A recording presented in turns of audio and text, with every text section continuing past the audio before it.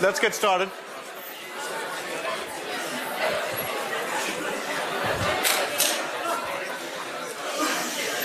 Can you hear me back there? Okay, let's get started.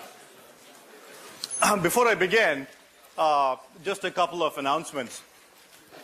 Brad Buren is one of our students here, and he needs a note taker.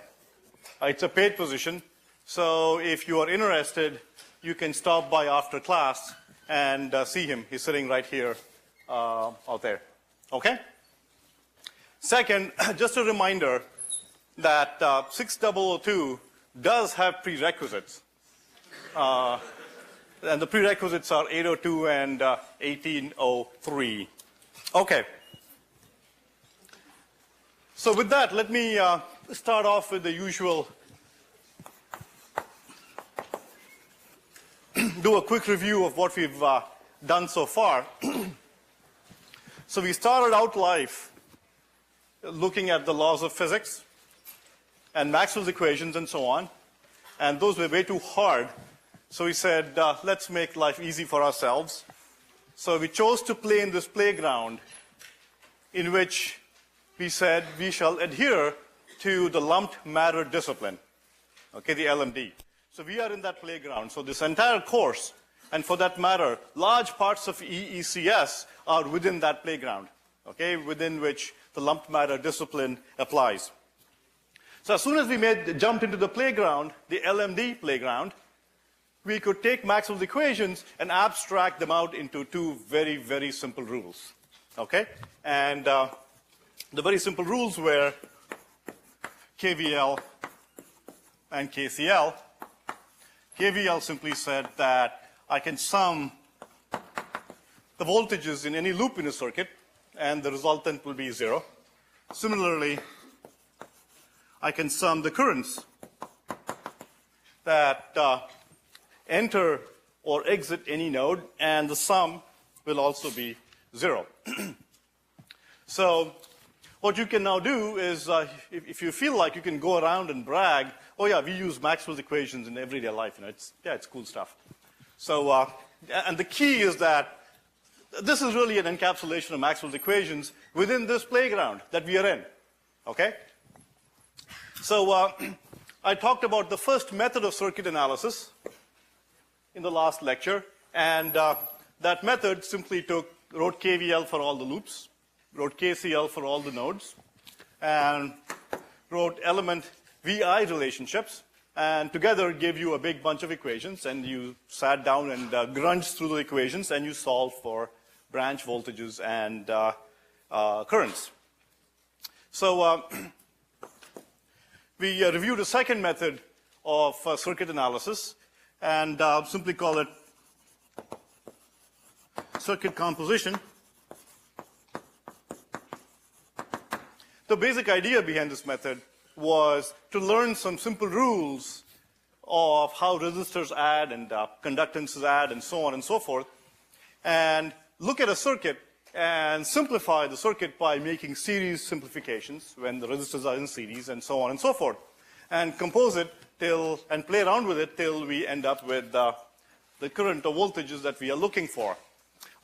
This is an intuitive method, and so a section in chapter 2, I believe, of the course notes discusses several examples using this method and attempts to make a little bit formal the intuitive approach that is applied in this method. Okay. So we then looked at the node method, and the node method was simply a particular way of applying KVL and KCL. Node method, remember, we took a ground node, then we labeled the nodes of the remaining voltages with respect to that ground. Then we wrote KCL for each of the nodes. Okay, and when we wrote KCL for each of the nodes, remember, KVL was implicit in this expression that we used for each of the node, each of the currents that were exiting each node. So if EJ was the node voltage, then EJ minus EI multiplied by the conductance GI was the current that was going through one of those, I should call it GIJ. This is the conductance that connects nodes I and J. Okay, that gave us the KVL that was also fed into the same system. So these are three methods. Today, the node method, by the way, is sort of the workhorse of the 6002 industry, and for that matter, for all of the circuits industry. Okay, when in doubt, apply the node method, you'll be okay. Okay, it applies to linear circuits, nonlinear circuits, what have you. What I'm going to do today is go through two more methods. Okay? So notice that the first few lectures of this course, the first three lectures, simply comprise transitioning you from the world of physics to the world of EECS, and then two lectures on giving you a bag of tricks. Okay, so we start you off with a sort of tools, okay, your mallets and chisels and so on and so forth. And these 5 methods are your tools. We'll look at 2 methods today. One method is called the method of superposition, and the second method is called the Thevenin method. And these methods apply only to linear circuits. Okay, so we'll look at the subset of circuits that are linear, and these 2 methods apply to only those circuits. These are methods that, combined with intuition, really enables you to solve very interesting circuits very, very quickly. So let me do an example, and using a usual node method, and then jump into introducing the superposition methods and Thevenin methods using that same example. So let me draw you an example circuit here.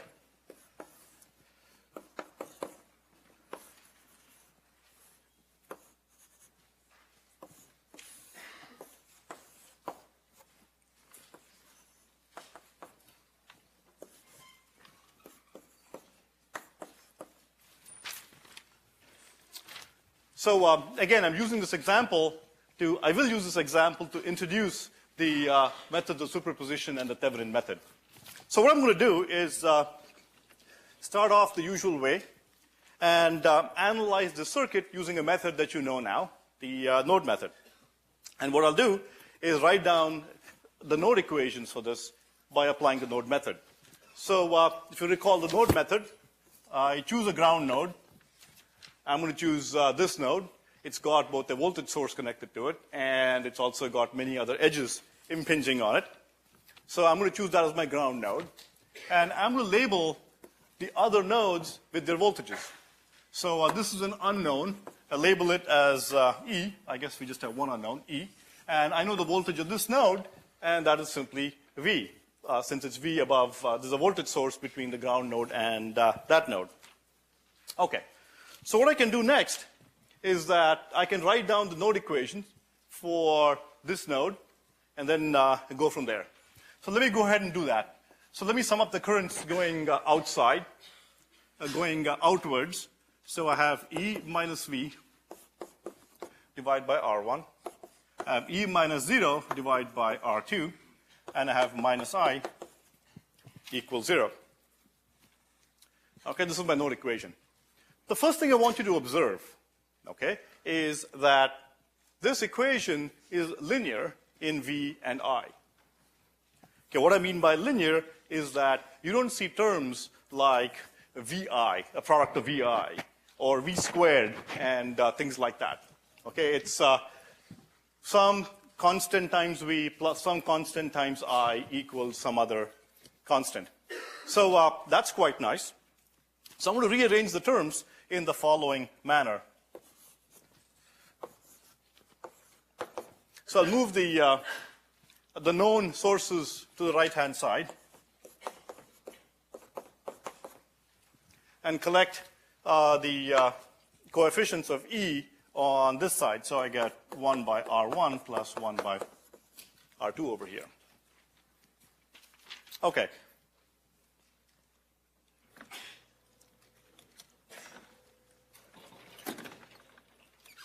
Okay, so stare at this for a moment, and notice again here, I have E, my unknown node voltage. There's some constant multiplier, and that equals some function of V and summed up with some function of I. And again, notice that this is a linear combination of V and I. No multiplication terms and so on and so forth. This is a pretty standard form in which we will represent equations quite often. And just to label it, this is often labeled G as the conductance matrix. Of course, this is E, our unknown node voltages. And this is a linear sum of sources. Okay, so this is a very standard way that we will represent equations. We did that last week as well, or rather on Tuesday, where I took a conductance matrix, multiplied that by a column vector of unknown node voltages, and equated that to some linear combination of my source voltages. The reason this circuit is linear is that I have only linear elements in this circuit. I don't have any nonlinear elements. And because of that, I can rewrite this in the following manner. I'm just going to express E as a function of V and I and bring over to this side. Okay, so it's some function of I. So I get R1, R2 divided by R1 plus R2. And I bring R1, R2 to this side. That's what I get. Okay? So stare at this for a few seconds. Very common form. My unknown node voltage is equal to this stuff on the right-hand side. The stuff on the right-hand side has a term multiplying the source voltage V and some other term multiplying the current I. Okay? And if I were to put this in sort of a symbolic form, my unknown node voltage is some constant times V1 plus some constant times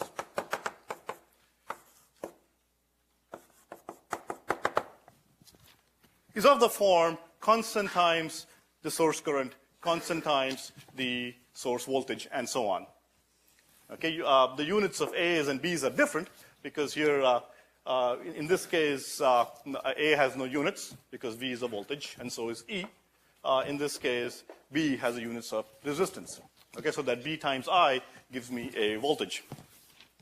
So stare at this equation for a few seconds, and this should help us build up some insight that will allow us to write down the answer almost by inspection.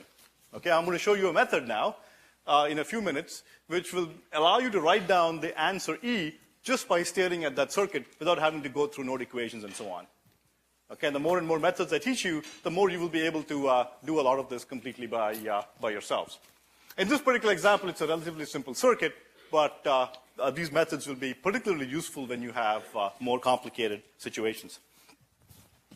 So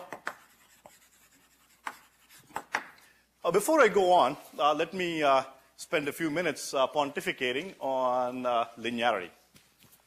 So that's a linear circuit, and this equation gives me the unknown node voltage E as a linear sum of source voltages and source currents.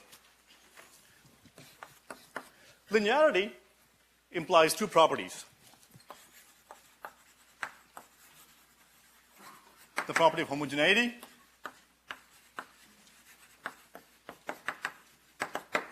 and also gives rise to the property of superposition. Let's do homogeneity first.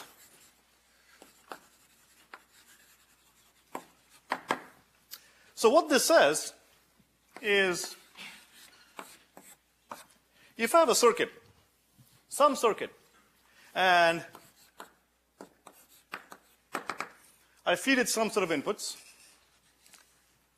A, then let's say my output is S. Okay, if you're feeling hungry, think of these as apples, and the circuit converts them into applesauce. Okay? So what homogeneity says is that what I can do is if I take each of my apples, and instead of feeding an entire apple, what if I give it 3/4 of an apple? Say I multiply all my inputs by some constant alpha, 3/4. What that says is that at the output, instead of getting 1 full bottle of applesauce, I'm going to get 3/4 of a bottle of applesauce. Okay, so if I proportionally reduce all the inputs, and if this is a linear circuit, then so shall my output be reduced in the same proportion. So that's homogeneity. Next, let's look at superposition.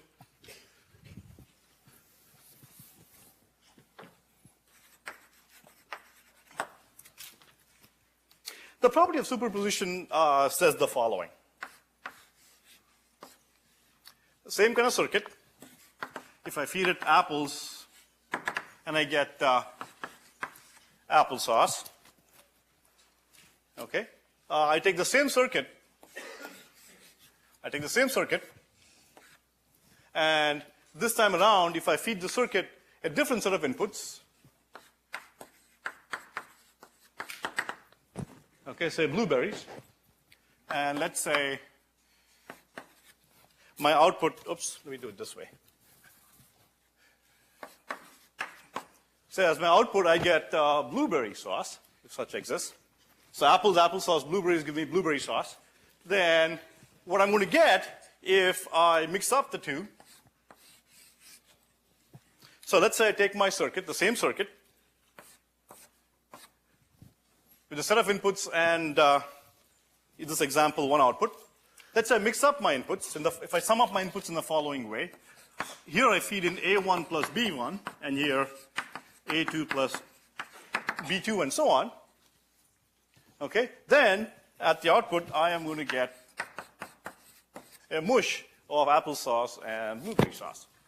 Okay, all this says is that if I apply just apples, I'll get applesauce.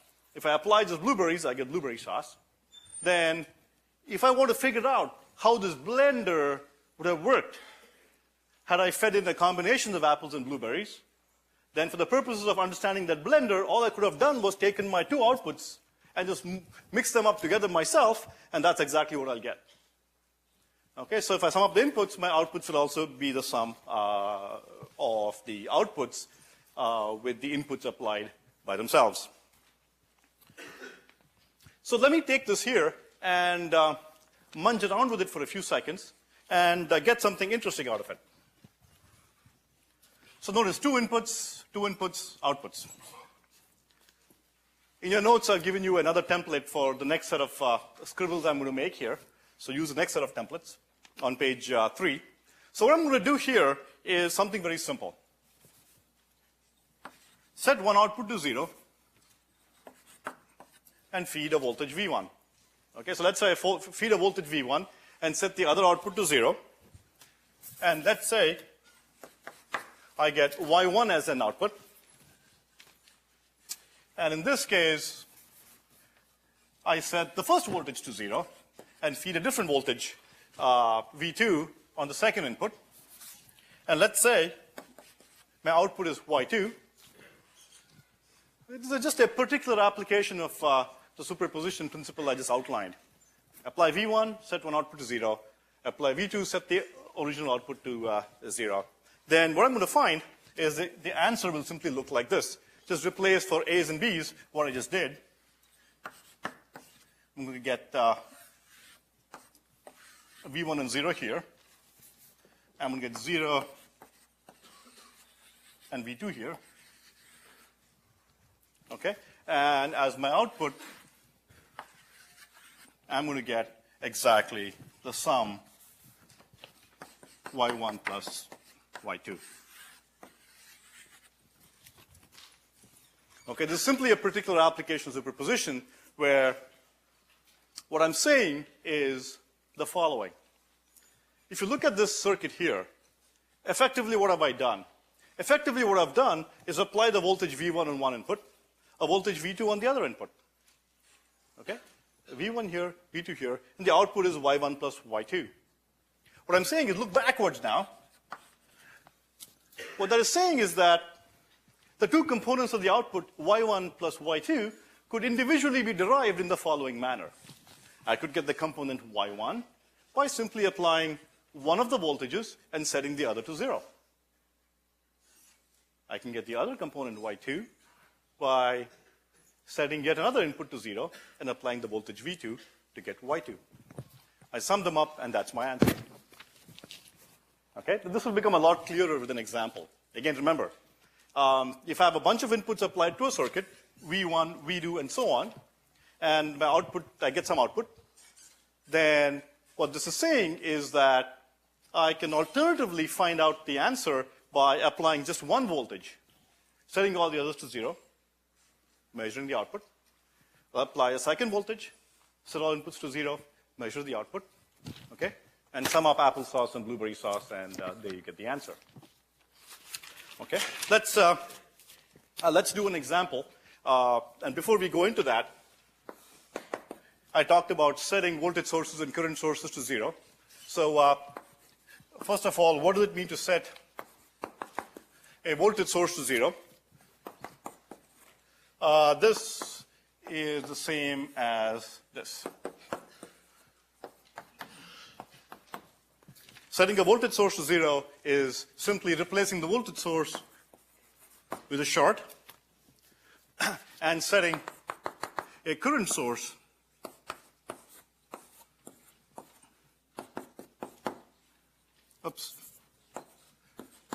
Setting current source to 0 simply implies a open circuit.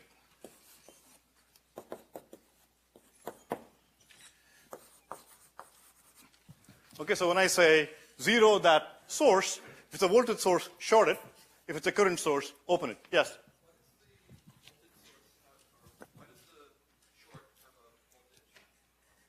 I can take any two nodes in the world, right, and measure the potential difference across them. So there may be some potential difference across these set by the circuit that I haven't shown you on this side. There may be some other circuit that is controlling the voltage of these two nodes. Same with the short. The short, the voltage is going to be, what's V going to be?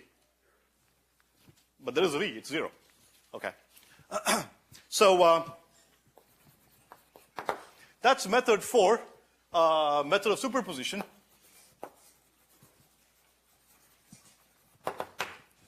And this method says that the output of a circuit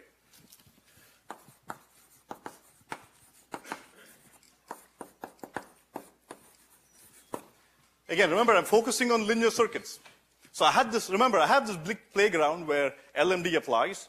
And within that playground, I'm playing in the south goal area. In the south goal area, in that subset of the playground, circuits are linear. Okay, so in that part of that playground, superposition applies because their circuits are linear. So the output of a circuit is determined by summing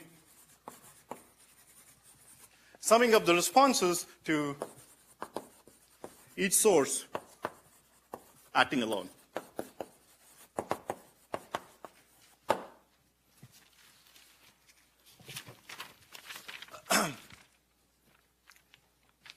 Now, in this statement here, this source stands for independent source.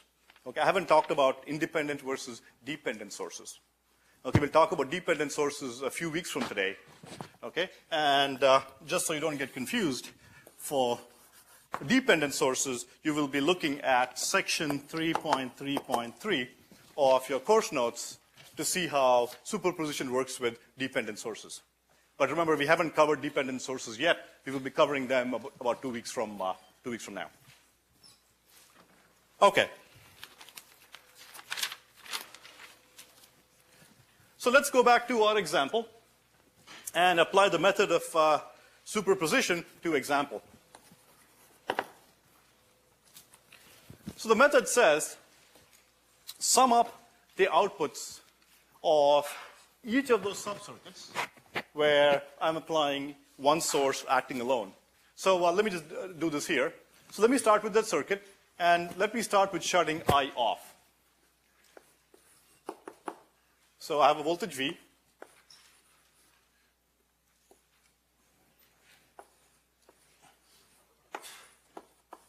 I have R2, and I'm shutting I off. Okay, so I've replaced this with an open circuit. So I is 0. Okay, so let me call the node voltage EV to reflect that component of the node voltage that arises due to V acting alone. Okay, and you should look at this pattern here and very quickly be able to write the answer for patterns like this, a voltage with two resistors. That's called a resistive divider. It will appear again and again and again. And EV is simply V times R2 divided by R1 plus R2. That's still my ground node. Okay, so the voltage here is simply this voltage divided by the two resistances to give me the current, multiplied by R2 to give me the voltage across this R. Remember this pattern, okay? You will apply voltage divider patterns probably more times than any other pattern that you might imagine. Okay, so that's with the V acting alone. Now let me do I acting alone. So for I acting alone,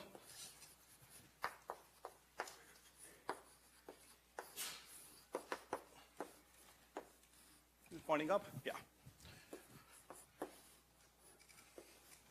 And what I do this time around, replace this with a short,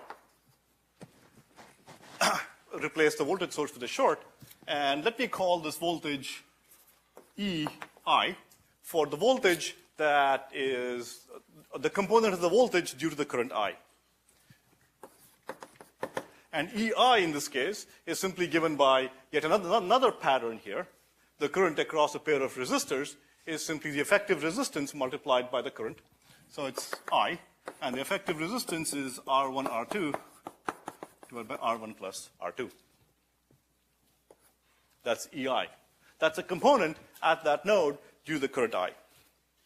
Now, so the method says that then take these components, sum them up, and there you have the answer. So E is simply EV plus EI, the components due to V and I acting alone, which is simply V times R2 divided by R1 plus R2 plus R1, R2.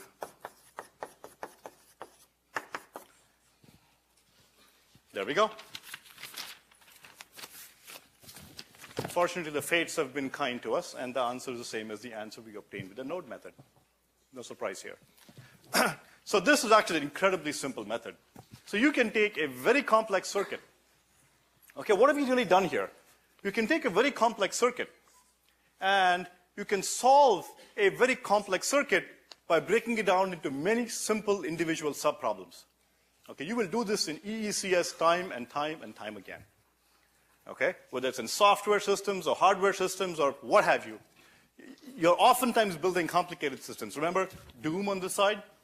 And the way you put these systems together, let's say large software systems, you don't write the whole piece of software starting main and grunge down. You build a lot of little components and tie the components together. In the same manner here, you take a big circuit and you find its behavior for each source acting alone. Okay, lots of little inky-dinky simple circuits. You will see examples in your homework where you're given a big circuit, but because you set all the I's to 0 and the other V's to 0, the whole circuit almost vanishes and all that you're left with is a little resistor or two. Okay, so this is a very, very powerful method. Okay, I'd like to do a little a demonstration for you. And what I'm going to show you in this demo is a vat of water. Actually, I'll tell you what it is in a second, but assume it's salt water for now. Okay, I'll apply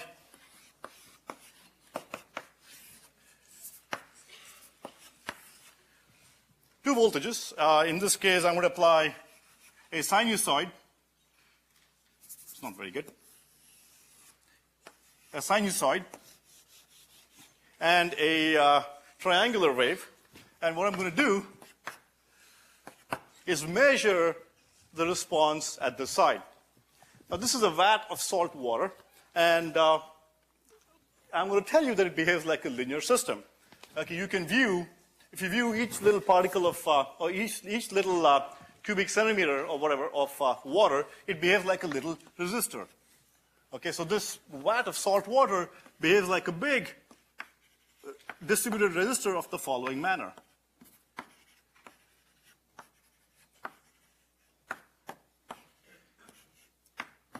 And so on. Okay, think of this big, mesh of little resistors, but it's all resistors. Okay, it's a linear circuit. So I'm going to apply two voltages, a triangular and a sinusoid, and we're going to observe the output. Okay? And what do you expect to see there? You just see the superposition of the two, which is you see a sinusoid, and then you see this jagged triangular thing articulating the sinusoid pattern.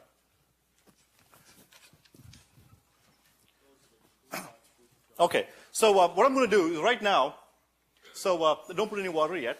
So this is the vat of nothing right now. It's all empty. Can we show the screen on this side?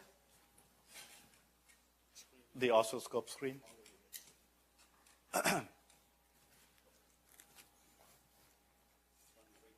Okay. Oh, there you go. So this is the screen of the oscilloscope now. So notice that I have a sinusoid and I have a triangular wave, and the output is 0. And the reason is there's nothing in this vat is empty. So previously when I taught this course, I would get salt water and pour salt water. Okay, then we discovered a much better source of water that conducted electricity like one real mean fluid. Cambridge water. It just works very pleasantly. It just conducts electricity like nothing on earth. And I've been thinking of using Charles River water next time and see what happens. Although there we'll probably get some biological organisms doing strange things at you, but go ahead. Okay, so our friendly demonstration expert, Lorenzo, will pour some water into the vat, and you should begin seeing the output being a superposition of the two. So as he pours, there you go. So you see that? So you do see the sinusoidal articulation and the jagged waveform. And just to have some more fun, what I can do is increase one, and let me increase one of the voltages, and you'll see. So now you know what would have happened if I'd used Charles River water. Okay, so my output keeps increasing as I increase the corresponding waveform. Okay.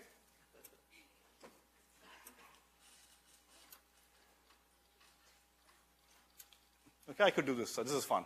Okay. So let me pause there and go on to the next topic. So that little demonstration showed you that even something as simple as this physical entity, a vat of water, behaves like a linear system, and we can model that linear system as a set of resistors. Okay, unbeknownst to you, right now in the past 10 seconds, I introduced a new concept. Okay, it's called subliminal advertising. So one of the things we do in EE a lot is model real systems. Okay, so oftentimes if I want to look at the behavior of a vat of water, I can model it as a set of resistors for certain kinds of activities.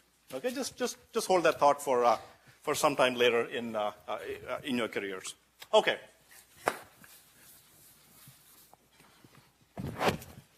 All right.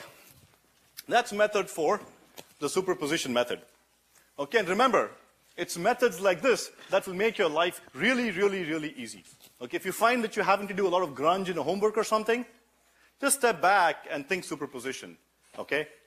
Think Thevenin, or think composition rules. Okay, there must be a simpler way usually. Okay, let's do the next method.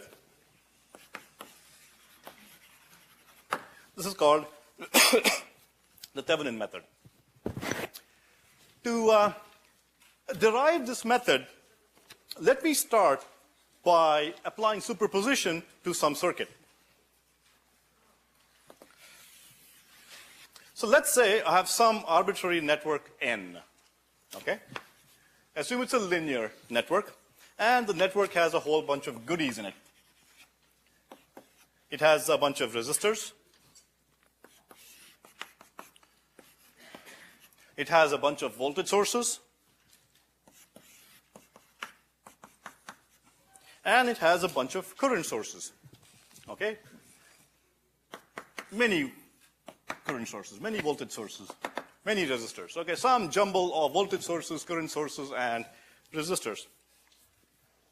Okay? And I look at two nodes in this network. Okay, here are two nodes in the network. 2 points in the network where elements connect. I'm looking at those two nodes, and all I want to do is the following. Okay, I want to figure out if I take a rinky-dinky little current source and apply it there, all I want to figure out is what is V and what is I. Okay, there's this Mongo box out here. Okay, a black box of resistors, voltage sources, and current sources. Too many to count. I pick two nodes, apply a current source, and all I care about is what is the voltage? What is the voltage that I will measure by applying it here? Notice the current here will be I because the current here is I, and I apply it here. I want to measure what the voltage is. Okay, now with the insight you've attained from superposition, you should be able to jump up and state the form of the answer. So by superposition, we know the following. Okay, we know that the effect of the circuit will be the same as the sum of components being added up. Okay, some component, a bunch of components added up. Each component will be the response of one source acting alone. So if I can figure out the effect of one source acting alone, okay, and put that down here, and do the same thing for all the sources, that's what I will get. So, so for the source VM, it's a linear circuit. So I know that my answer is going to be, in the final answer, there's going to be a VM term, and it's going to be multiplied by some alpha n term. Okay, I know that. It's a linear circuit. So I know that the answer shall have a term VM multiplied by some constant. Boom, simple, I know that. Okay, similarly, the same is true for, this is the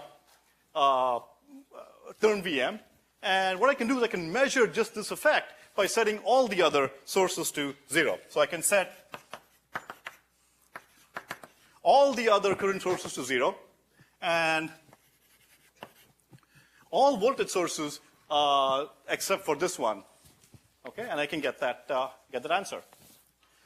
So similarly, for every voltage source, I'm going to get a term. Okay, so for every single voltage source, M1, M2, M3, and so on, I'm going to get such a term. They're all going to sum up. Similarly, I'm going to get a term for IN. Okay, and I know there will be an IN term, and I know it's going to be some constant beta multiplying IN. Okay, in this example of ours here, in this example, remember, alpha was this, okay, and beta was this constant here. Okay, there's some constant beta, some constant alpha. And because I have a whole bunch of current sources, okay, there's going to be such a term for each one of them. And each one of these terms, B and IN, will be the voltage I would see here if I set all the other VMs to 0, and I set all the other current sources except for that one to 0. What am I missing? Is that it? The response here, the V here. What else? Am I missing anything here? Is that it? Don't all yell at once. What am I missing? Current source I, exactly. So if I have a current source I, then there's an effect of this current as well. And so I write down I there too. Okay, and it's going to be some constant multiplying I. Okay, and that constant is going to look like a resistor, right? Because this circuit contains current sources, voltage sources, and resistors. If I've shorted all my voltage sources and opened all my current sources, what's left in here? Just a whole caboodle full of, R's. Okay, it's just going to look like some resistance R. And that's what I get here. Okay, so this is what V is going to look like, and that's a form. So let's take a look at these components.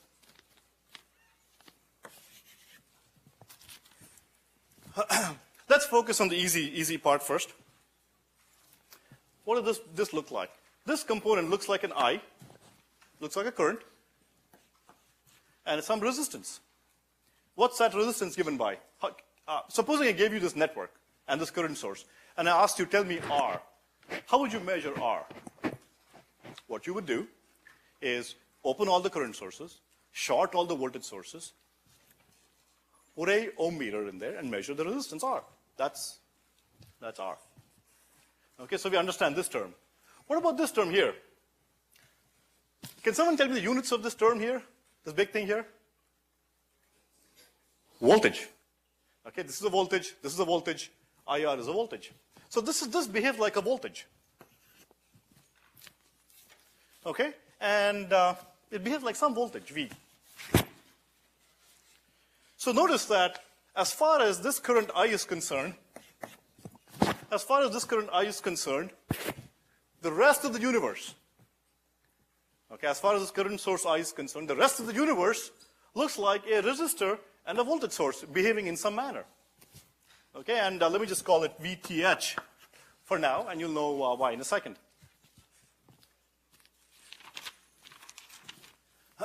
Or,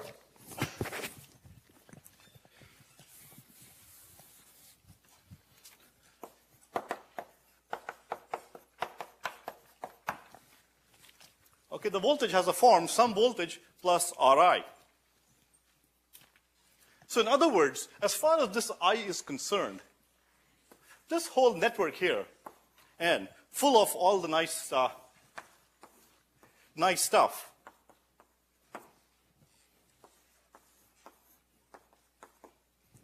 okay, is indistinguishable to this I here. So my I is sitting out there injecting a current into two nodes. Okay, if I'm I, okay, I'm looking at this. This network looks no different than a voltage source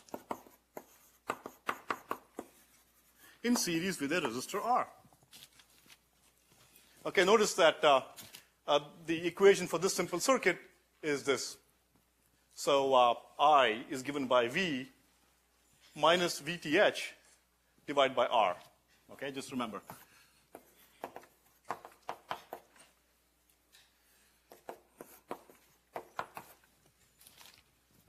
Okay, it's this circuit.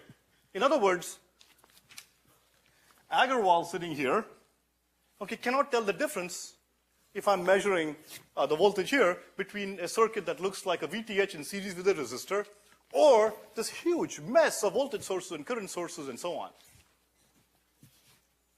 Okay, now R, if we're going to talk about VTH and R, R is called the resistance of the network as seen from the port with all the sources shut off.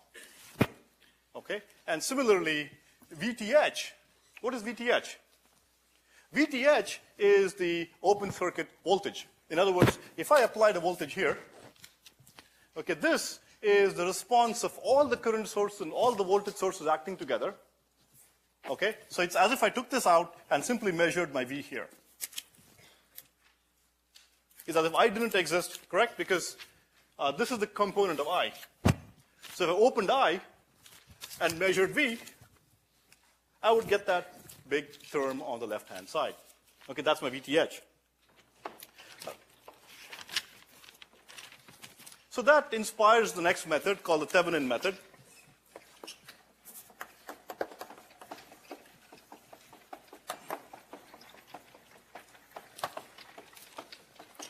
Okay, in this method, what I'm going to do is take some circuit. I'm on page 9 with a mess of stuff. It's a big mess of stuff. Okay? And if I care to look at its impact on something else that I add from the outside, then as far as the outside world is concerned, this is indistinguishable from a circuit that looks like this.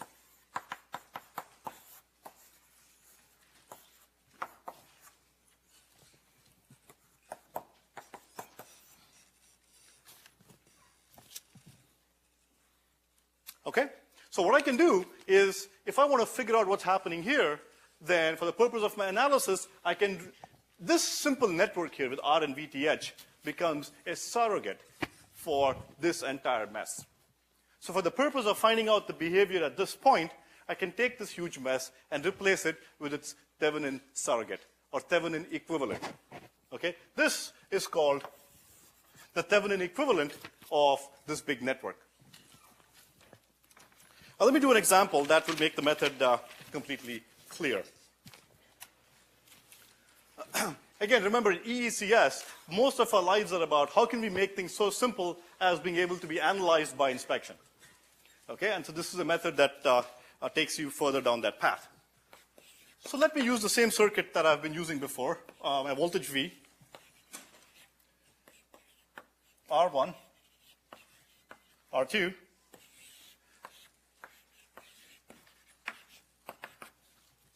this is an hour and 55 minutes fast, so we have another 3 or 4 minutes. So this is my circuit.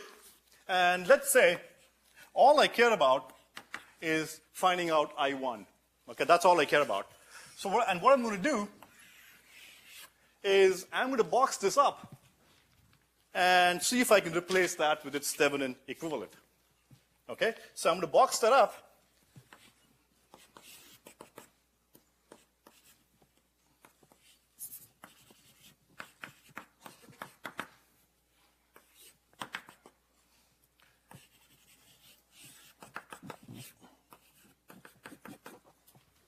Okay, what I'm saying is that I'm going to box it up and replace it with the Thevenin equivalent. I don't know what VTH and R are at this point. Okay, let me just call it RTH for fun. I don't know what these two values are. But if I knew what these two values were, I can determine I really trivially as follows. I can get I1 as simply V minus VTH divided by R1 plus. So if I knew VTH and RTH, I can write down I1 by inspection in that manner. Okay, so next, finally, how do I get VTH and RTH? You get RTH by looking at this network and shutting off all the voltage sources and measuring the resistance there. So I short my voltage source. That's R1. That's, oops, wrong way. I need to look this way. So looking this way, I open my, that's what I get. So what's RTH? RTH is simply R2. Okay, so I've opened my current source. Similarly for VTH, remember, all I want to do is look at the two nodes, step back, put a voltmeter there, measure the voltage. That's my open circuit voltage. Okay? So the way I do it is I take the circuit and simply measure the voltage there. That's R2. That's my current, capital I. Okay? And I simply want to measure the open circuit voltage here, which is what? Which is simply, if I stand back and I kind of gingerly measure the voltage here without disturbing anything, I simply get IR2. Okay, so VTH is IR2, and RTH is R2, and here's the formula for the current in this branch when I replace when I apply a voltage source and a resistor R1 to this little circuit here. Okay, let's pause for, and let me summarize this in about 10 seconds. I had this circuit here. I wanted to find out I1. So what I said I'd do is take this complicated mess, well, it's not a complicated mess, but assume it is, and replace it with a resistance RTH, okay, got by turning off all the sources, and a voltage in series, VTH, which I get simply by pulling this thing out, taking my input, this part out, and simply measuring the open circuit voltage out there, VTH. Okay? And then I replace that whole network with this new network that called the Thevenin network, and voila, I get the answer in a second.